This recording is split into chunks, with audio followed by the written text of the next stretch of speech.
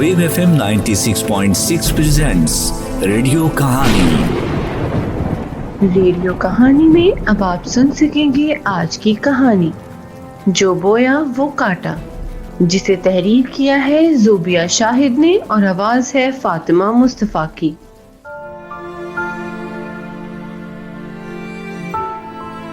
कमाल, जरा सुनो तो बेटा, कहाँ हो? ये देखो, डॉक्टर ने पर्ची पर कौन सी दवा लिख कर दी है और कब खानी है। अब्बा, आपको पता है ना मेरा कितना जरूरी काम है। आप बार बार मुझसे यही सवाल क्यों करते रहते हैं? मैं तो बता बता कर थक गया हूँ कि दवाइयाँ खाते हुए आपको 2 साल हो गए हैं, लेकिन अभी तक आपको यही नहीं पता कि कौन सी दवा कब लेनी है। फजलदीन की आंखों में बेबसी और कमजोरी छलक रही थी। उसने आह भरते हुए धीमी आवाज में कहा, बस बेटा, क्या करूं, याददाश्त इतनी कमजोर हो चुकी है कि कुछ भी याद नहीं रहता। महरीन कमाल की बीवी थी। ये सुनकर महरीन ने बेजारी से कहा, अब्बा बस किया करें आप, और आप भी कमाल, आप वाकिफ तो हैं अब्बा की सादत से, फिर भी ख्याल नहीं करते। फजलदीन खामोश हो गया। हाथ में पकड़ी पर्ची कांप रही थी और आंखों में एक अनजानी सी नमी उतर आई। वो कुछ कहना चाहता था मगर अल्फाज साथ नहीं दे रहे थे। कमरे में एक लम्हे को ऐसी खामोशी छा गई जैसे वक्त ठहर गया हो। नयान कमाल का बेटा था। ये सब कुछ होता देखकर वो खामोश था। वो ये सब आए दिन अपनी आंखों के सामने देखता रहता था कि कैसे कमाल छोटी छोटी बात पर अपने अब्बा को छिड़क देता। बेटा महरीन, जरा एक कप चाय तो बना दो, मुझे दवा खानी है, पूरे जिस्म में दर्द है। मैं तो बस इस घर की नौकरानी हूँ ना, जो हर वक्त चाय बना बना कर देती रहूं। मुझसे नहीं बनती चाय।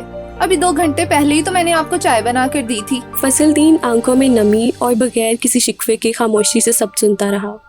वक्त गुजरता गया।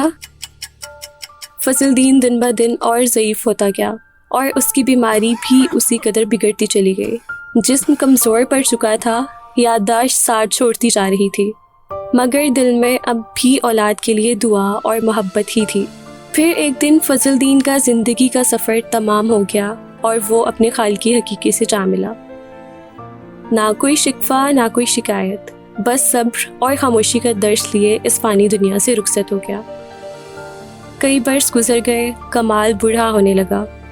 उसके बेटे नोयान की अब 2 बेटियां थीं। एक दिन कमाल उसे कहने लगा, बेटा नोयान, आज मेरी तबीयत कुछ ठीक नहीं है, क्या तुम मेरे साथ डॉक्टर के पास चलोगे?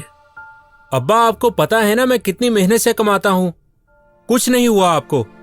मेरे ऊपर इतनी जिम्मेदारियां हैं और मुझसे मजीद आपके खर्चे नहीं उठाए जाते। ठीक हैं आप, कुछ नहीं हुआ आपको। ये सुनते ही कमाल की आंखों में आंसू आ गए और वो खामोशी से कमरे से बाहर निकल आया और अपनी आंखें साफ करने लगा। महरीन ने उसे देखा तो पूछने लगी, क्या हुआ है कमाल, आप ठीक तो हैं? कमाल खामोश नजरों से बस महरीन की तरफ देखता जा रहा था। महरीन ने एक बार फिर से पूछा, कमाल क्या हुआ है, कुछ बताएं तो सही। बस कुछ नहीं, अपना बोया हुआ काट रहा हूँ। क्या कह रहे हैं, मैं समझी नहीं, क्या मतलब है? इसका मतलब ये है कि वक्त मुझे वहीं पर ले आया है जहाँ पर आज से बरसों पहले अब्बा हुआ करते थे। वो बूढ़े हो चुके थे और मुझसे वक्त मांगा करते थे, लेकिन मैं उनको वक्त नहीं देता था और झिड़कता रहता था। आज मेरा बेटा भी मेरे साथ यही कर रहा है। मुझे अब एहसास हो रहा है कि मैं कितना गलत था। मैंने ये बीज अपने हाथ से बोया था और अब उसे काटते हुए मुझे कितनी तकलीफ हो रही है। अक्सर ऐसा होता है कि हम उम्र के उस हिस्से में जाकर अपने वालिदैन को वक्त और तवज्जो देना छोड़ देते हैं जब उन्हें हमारी ज़रूरत होती है, और हम ये भूल जाते हैं कि कल को हमें भी वही बीज काटना पड़ेगा जो हमने बोया है। आज अपने वालिदैन के साथ इज़्ज़त, मोहब्बत और हमदर्दी से पेश आएंगे तो कल को आपकी औलाद आपको पलकों पर बिठाएगी और दुनिया जहाँ की खुशियाँ आपके कदमों में निछावर कर देगी।